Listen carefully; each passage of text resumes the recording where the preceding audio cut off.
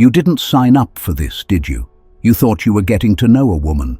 What you actually became was her unpaid therapist.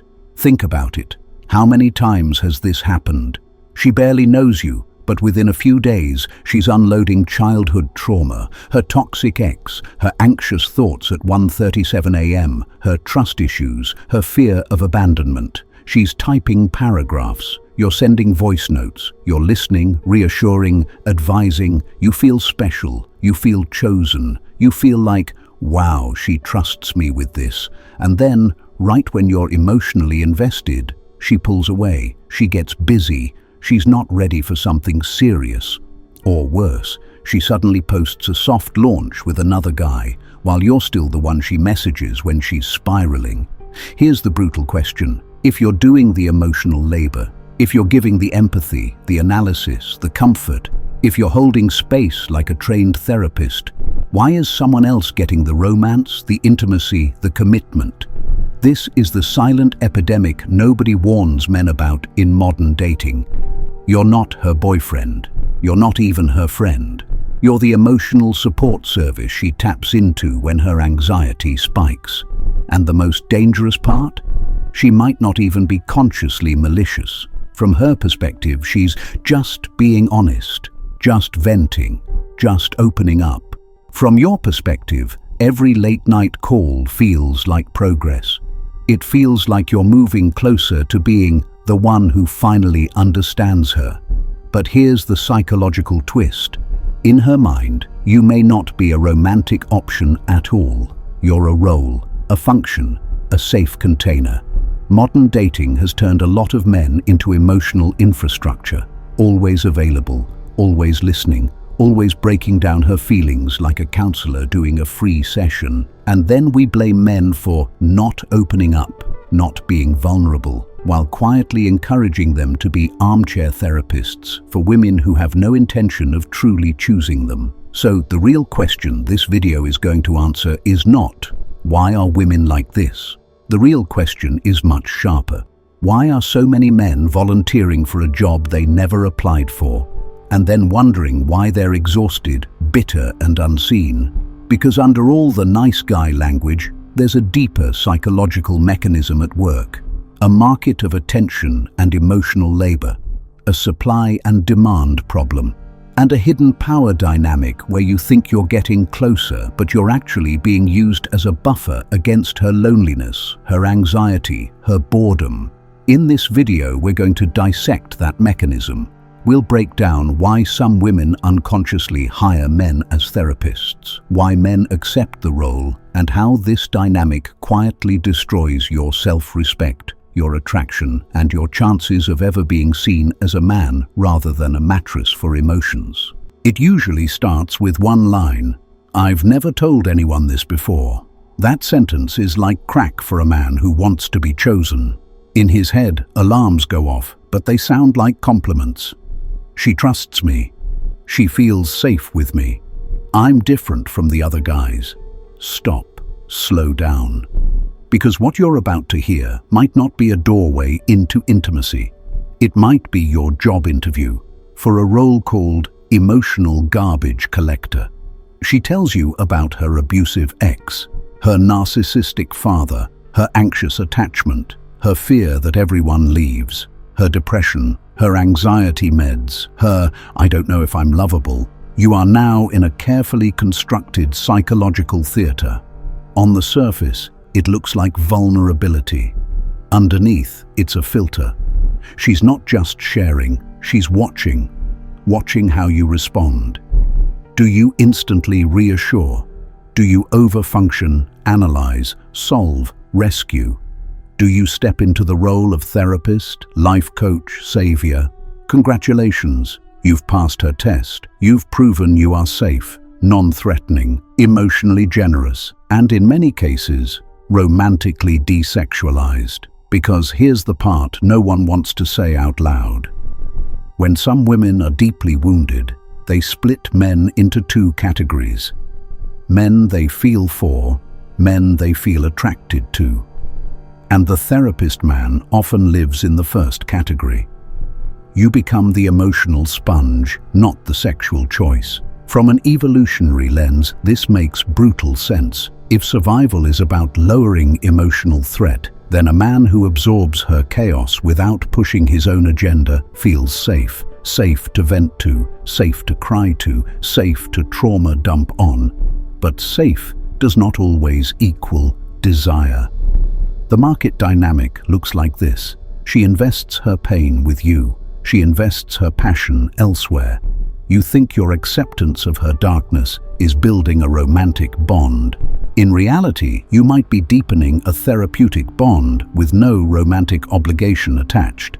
And because you're a man, conditioned to earn love through effort, you double down. More late-night calls, more essays in her DMs, more "you deserve better, you're not broken, I'll always be here for you." She walks away feeling lighter. You walk away feeling hopeful. Then she goes on a date with a guy who does none of this. Is she evil? Not necessarily. She's just acting like a rational agent in a rigged market. One man for emotional safety, one man for excitement, attraction, risk. You're being diversified. And here's the harsh truth most men can't swallow. Every time you treat her like your client, you teach her to treat you like her therapist. You set the frame. You announce, "I am the man who will hold your pain without asking for anything real in return." And the psyche listens. So does hers. Here's the part most men will click away from.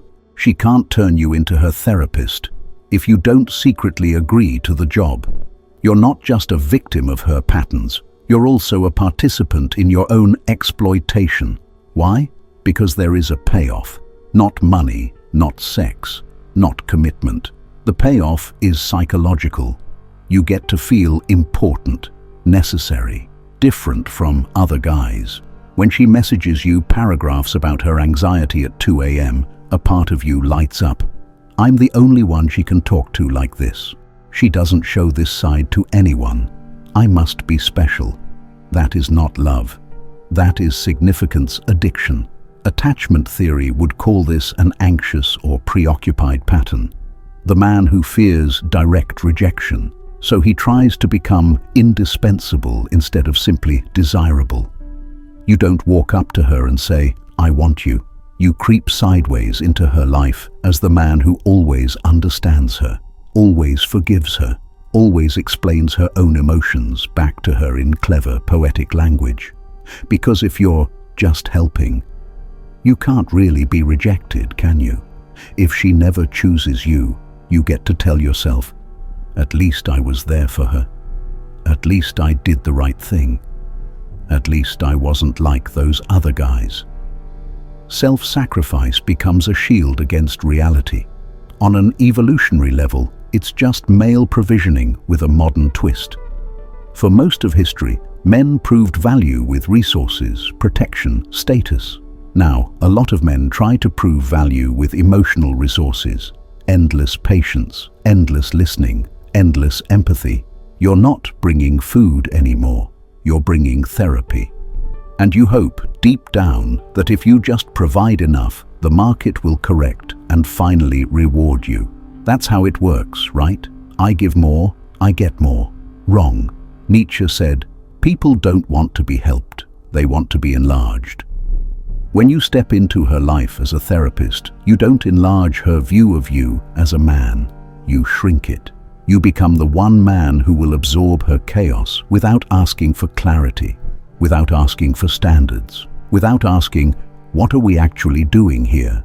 Because you're scared of the answer. So you hide in what I call therapeutic masculinity. The belief that the highest form of being a man is to be endlessly understanding, endlessly available, endlessly forgiving.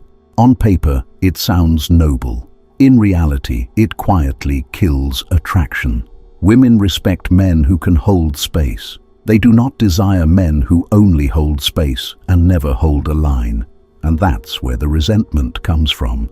That deep, bitter anger you feel when she chooses someone else. You weren't just kind. You were running a covert contract. I will fix your emotions, and in return, you will eventually love me. She never signed that contract. You did. The first step out of this trap is brutal honesty. You are not just being too nice. You are using niceness as a strategy to avoid clear risk. Let's talk about her side of the equation, not the fantasy, the machinery. Modern culture tells women one main message: your feelings are currency. Spend them. Think about it. Influencers, therapists on TikTok, relationship podcasts, they all reinforce the same script. Share your truth. Express your trauma. If he can't handle your emotions, he doesn't deserve you. It sounds empowering, but hidden underneath is a darker lesson. A good man is one who can endlessly absorb your emotional chaos, and there is almost no discussion of cost. No mention of emotional overdraw, no warning that someone has to pay the bill for unlimited safe space. So what happens? Her pain becomes her asset. Her story, her wounds, her breakdowns, they're leveraged as a kind of emotional capital. She puts them on the table and waits to see who bids the highest, who will reply the fastest, who will write the longest paragraphs, who will stay on the phone the latest. Who will keep showing up after she says, "I'm not ready, I'm confused, I'm scared," for the 10th time. That guy becomes the emotional utility. It's not always a conscious calculation. Most of the time, it's learned behavior. From teenage years, she sees a pattern. When she cries, people come closer. When she vents, people listen. When she shares her trauma, some men fall in love with her potential, not her reality. So why wouldn't she keep using that lever? In economic terms, this is moral hazard. When someone is shielded from the consequences of risk, they take more risk. If every emotional spiral is met with a man who listens for hours, validates every feeling, never sets limits, where's the incentive to self-regulate, to seek therapy, to develop resilience? It's not there, because the market keeps paying out. Her feelings are always liquid.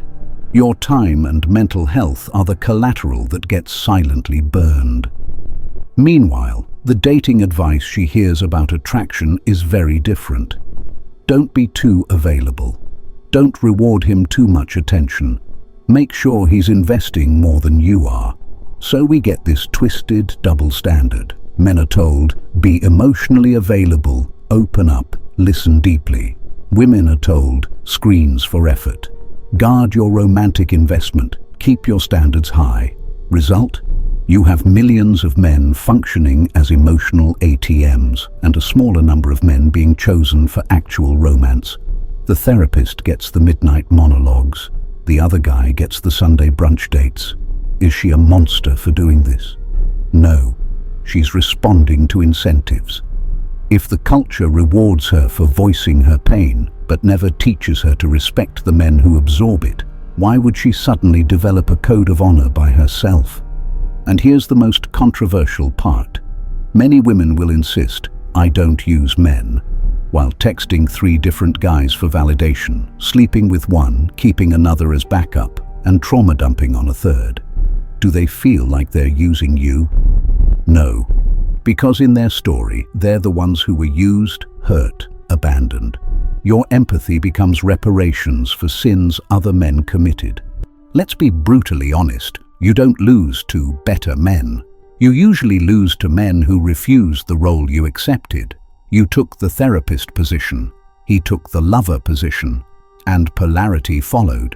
In every romantic connection, there's a current, masculine, direction, structure, decision, risk, feminine, flux, feeling, expression, chaos. When you become her therapist, you surrender direction. You stop leading and start mirroring. You stop embodying something and start analyzing her everything. Instead of, "I want to see you Friday, 8 p.m., I'll choose a place."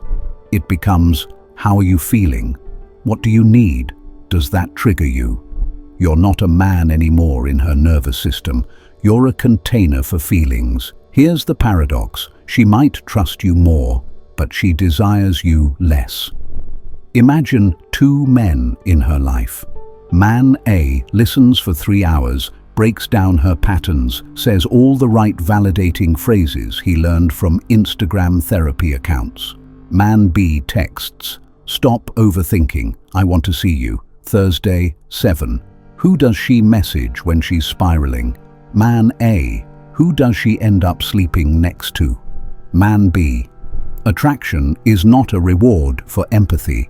Attraction is a response to energetic difference. When you sit in the therapist chair, you lower that difference. You step into a more feminine-coded role. Emotional processing, endless talking, circling around feelings. She may appreciate it, but her body doesn't lean into it. From an evolutionary lens, the man who leads is signaling, "I can impose order on chaos." The man who constantly processes her chaos with her is signaling, "I will live inside your chaos." One inspires surrender, the other inspires dependence, and dependence is not the same as desire. This is where your good guy identity turns into a trap. You think, "I'm better because I care more, I understand her more, I hold space." But romance is not graded like a school paper. You don't get an A for effort and then automatically receive a girlfriend. You are participating in a quiet market mispricing. You overvalue your emotional labor, she undervalues it, and the price of you in her life drops to free utility. That's why she feels no guilt ghosting you. You were never priced as a man in her mind. You were priced as a service, and services are meant to be turned off when no longer needed. Philosophically, this is the difference between being and function. Being, I exist as a man with standards, direction, and limits. Function, I exist as whatever you need me to be in this moment. Functions are replaceable, being is not. As long as you're functioning as therapist, advisor, fixer, you're silently telling her, "Who I am doesn't matter. What I do for you does." So she believes you. So how do you walk away from this role without turning into a numb, bitter shell of a man who doesn't care about anyone anymore? You don't need less heart. You need more standards. Let's make this brutally practical. First principle, your emotional energy is not a public utility. It is private capital. A smart investor doesn't throw capital at every startup with a sad story and a good pitch. He looks for skin in the game, clear terms, realistic upside. You need to treat your emotional labor the same way. Ask yourself 3 questions. 1. Is she investing in me or just unpacking on me? Does she ask about your life, your struggles, your mission? Or are you just a permanent audience for her personal drama series? 2. Does her vulnerability lead to clarity or more chaos? Real vulnerability leads somewhere. Better understanding, changed behavior, clearer agreements. Fake vulnerability just resets the cycle so she can feel heard and then continue exactly as before. 3. Do I feel more like a man around her or more like a therapist? Around her, do you feel grounded, decisive, attracted? Or do you feel drained, over-analytical, walking on eggshells around her triggers? If you don't like the answers, you're not in a relationship. You're in an unpaid internship. Second principle, stop offering therapy. Start offering direction. Therapy asks, how do you feel about that? Leadership says, here's what I want. Here's what I won't accept. That doesn't mean barking orders. It means having a frame. Instead of 3 hours on the phone while she unpacks her ex, you say, I hear that you've been through a lot, but I'm not here to process your past relationships for you. If we're going to keep talking, I want it to be about us and where this is going. That one boundary does 3 things. Exposes whether she sees you as a man or a service. Restores polarity. You're back in direction, not diagnosis. Forces her to choose, engage as a partner or lose access to the therapist. Watch what she does next, not what she says. If she pouts, guilt trips, or accuses you of not caring, what she really means is, you're not giving me free therapy anymore. Let her be offended. Let her leave. Because here's the third principle. A woman who only values you as a therapist is not a loss. She's a lesson. Your job is not to save the feminine from its own chaos. Your job is to decide which chaos you are willing to build a life with. And that decision requires something men are rarely taught: the courage to say no to being useful so you can become valuable. Valuable men don't beg to be chosen. They filter, they observe, they understand female psychology, but they don't become emotional janitors just because they can. Like any market, once men stop flooding the system with free emotional labor, the price changes.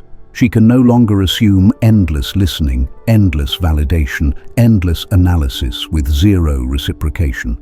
She has to show up differently or be alone with her stories. That's not cruelty, that's reality. So here's the challenge. Look at your current connections. The girl you're talking to, the ex you still check on, the friend who sends you paragraphs about other men. Ask yourself right now, am I her man or her therapist? If the answer stings, good. That sting is your invitation to retire from the role you never signed up for. Tell her, if you need language, use this. I'm not your therapist. I want something real or nothing at all. I wish you the best, but I'm done playing this part. Then walk. Not as punishment, as policy. If this hit a nerve, if it exposed patterns you've been afraid to name, hit like so the algorithm pushes this to other men who need it. Subscribe and support the mission using the link in the description.